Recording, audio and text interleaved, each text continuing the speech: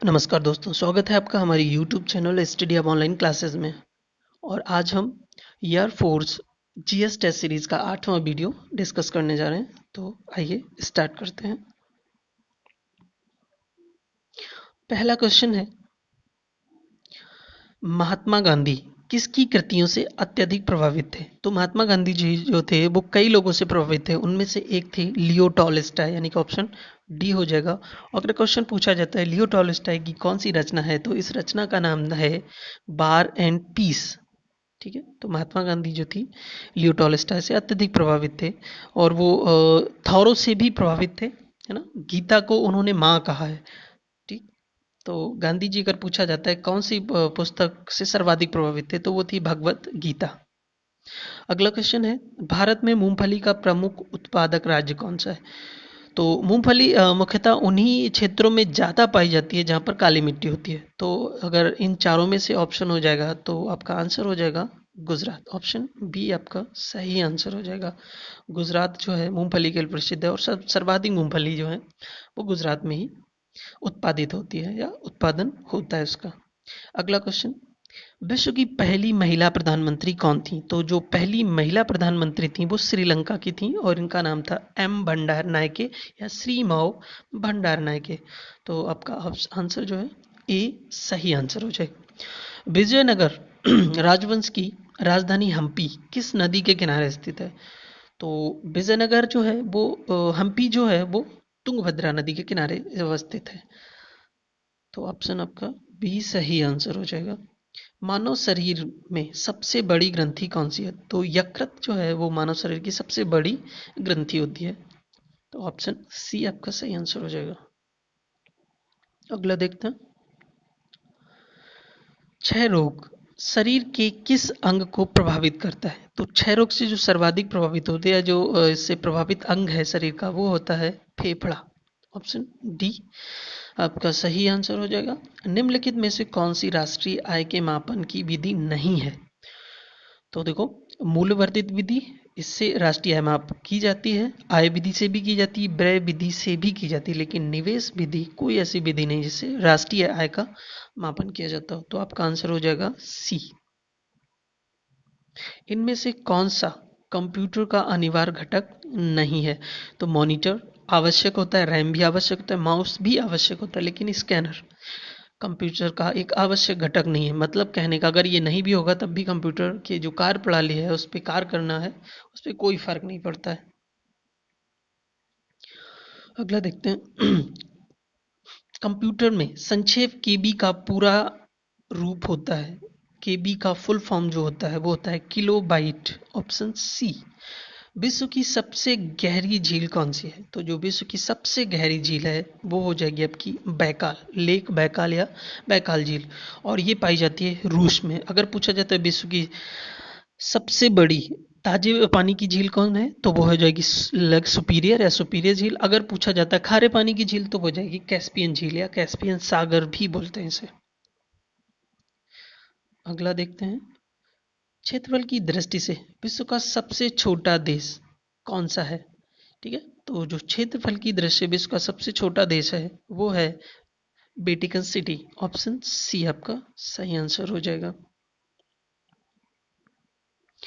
अगला क्वेश्चन देखते हैं, मीन कैंफ या मेन कैंफ नामक पुस्तक के लेखक कौन है? तो जो मीन कैंफ है वो हिटलर की आत्मकथा है। क्या? Autobiography of Hitler. तो ऑप्शन सी आपका सही आंसर हो जाएगा। अगला क्वेश्चन देखते हैं, प्रार्थना समाज का गठन किसने किया था? तो प्रार्थना समाज का गठन जो है वो किया था आत्माराम पांडुरंग ने, और ये महाराष्ट्र के थे। ठीक, ऑप्शन सी आपका सही आंसर हो जाएगा। अगला देखते हैं, राज्य के नीति निर्देशक सिद्धांतों को निम्नलिखित में से किससे अपनाया गया, या पूछा जाए विश्व के कौन से संविधान से लिया गया है? तो हमारे जो डीपीएसपी हैं या directive principle of state policy या राज्य के नीति निर्देशक तत्व जो हैं वो लिए गए हैं आयरिश संविधान से। ये आयरलैंड का जो है वो संविधान है। तो ऑप्शन डी आपका सही आंसर हो जाएगा। अगला देखते हैं, प्रकाश विद्युत सेल बदलता है, तो प्रकाश विद्युत सेल जो होते हैं वो प्रकाश ऊर्जा को रासायनिक ऊर्जा में परिवर्तित करते हैं। तो आपका ऑप्शन सी सही हो जाएगा। इसका मतलब ये है, अगर आप उस सेल को धूप में रख देते हैं तो वो चार्ज हो जाती है। ठीक है, क्या होता है, जो प्रकाश ऊर्जा होती है उसको अपने में एब्जॉर्ब करके या उसको रासायनिक ऊर्जा में बदल के अपने आप में स्टोर कर लेती है। तो ऑप्शन सी आपका सही आंसर हो जाएगा।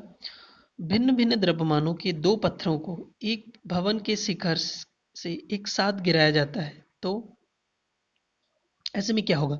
तो ये क्वेश्चन हम लोग पहले भी डिस्कस कर चुके हैं। तो इसका जो आंसर है वो हो जाएगा, दोनों पत्थर जमीन में एक साथ पहुंचते हैं। तो कौन सा हो जाएगा, ऑप्शन आपका हो जाएगा इनमें से सी। ठीक है, अगला देखते हैं।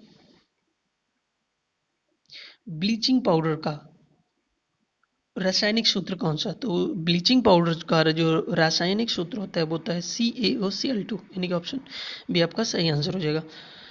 कंप्यूटर का आविष्कार किसने किया था, या कंप्यूटर का जो आविष्कार करते थे वो कौन थे। तो जो कंप्यूटर के आविष्कारक थे उनका नाम था चार्ल्स बेबेज। ऑप्शन सी आपका सही आंसर हो जाएगा। ठीक, अगला देखते हैं। किसे आत्महत्या की थैली के रूप में जाना जाता है। तो जो लाइसोसोम होते हैं उनको कहते हैं आत्महत्या के थैले। तो ऑप्शन बी आपका सही आंसर हो जाएगा। निम्नलिखित में से मूल अधिकारों का संरक्षक कौन होता है।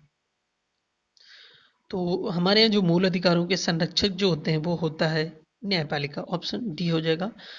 इसमें क्या रहता है कि सुप्रीम कोर्ट जो है आर्टिकल 32 के तहत 5 प्रकार की रिटें जारी करता है अगर किसी के मूल अधिकारों का उल्लंघन होता है। ठीक है, और अगर हाई कोर्ट की बात आती है तो हाई कोर्ट जो है वो अनुच्छेद 226 के तहत ही इसी प्रकार की रिटें जारी कर सकता है। अगला देखते हैं। हर्षवर्धन को निम्नलिखित में से किसने पराजित किया था। तो हर्षवर्धन की एकमात्र पराजय जो हुई थी वो हुई थी पुलकेशिन सेकंड। तो ये नर्मदा नदी के किनारे ये युद्ध हुआ था और इसमें पुलकेशिन सेकंड ने हर्षवर्धन को पराजित किया था। अगला क्वेश्चन देखते हैं। शीतकाल में एक मोटी कमीज की अपेक्षा दो पतली कमीजें हमें अधिक गर्म रख सकती हैं, ऐसा क्यों होता है। ऐसा इसलिए होता है कि जो दोनों दो कमीज हैं उनके परत के बीच में एक ऐसा माध्यम बन जाता है जो कि हवा को, जो वायु है उसको आर पार नहीं होने देता है और इसलिए हमें सर्दी कम लगती है। या कहने का ये कहा जाए कि एक मोटी कमीज की अपेक्षा दो पतली कमीजें पहनना अधिक लाभदायक होता है। तो अगर इसमें बात करें तो ऑप्शन हो जाएगा आपका ऑप्शन बी में क्या है, दो कमीजों के बीच वायु की परत सुचालक के रूप में काम करती है। नहीं, सुचालक नहीं हो सकता, कुछ अलग होगा। या फिर ऑप्शन सी जो है आपका सही आंसर हो जाएगा। इसमें कहा गया है कि दो कमीजों के बीच वायु की रोधी माध्यम परत रोधी माध्यम के रूप में कार्य करती है और हवा जो है वो आर पार नहीं होती है और इसलिए हमें सर्दी कम लगती है या नहीं लगती है। विश्व सुंदरी बनने वाली प्रथम भारतीय महिला कौन थी। तो जो मिस वर्ल्ड थी वो भारत की पहली थी रीता फारिया। अगर क्वेश्चन आता है कि मिस यूनिवर्स कौन थी भारत से, तो वो हो जाएगा सुष्मिता सेन। ठीक, अगला क्वेश्चन है। भारत में सबसे बड़ी समुद्री तटीय रेखा वाला राज्य निम्नलिखित में से कौन सा है।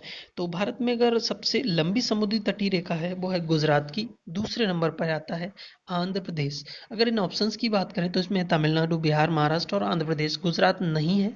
तो इसका जो आंसर हो जाएगा वो हो जाएगा आंध्र प्रदेश, यानी कि ऑप्शन सी सही आंसर हो जाएगा। अगला क्वेश्चन। सबसे पहला माइक्रो कंप्यूटर कौन सा था। तो अल्टेयर 8800 जो विश्व का पहला माइक्रो कंप्यूटर। तो ऑप्शन आपका ए सही आंसर हो जाएगा। तो ठीक है दोस्तों, आज का लेक्चर यहीं समाप्त होता है। धन्यवाद।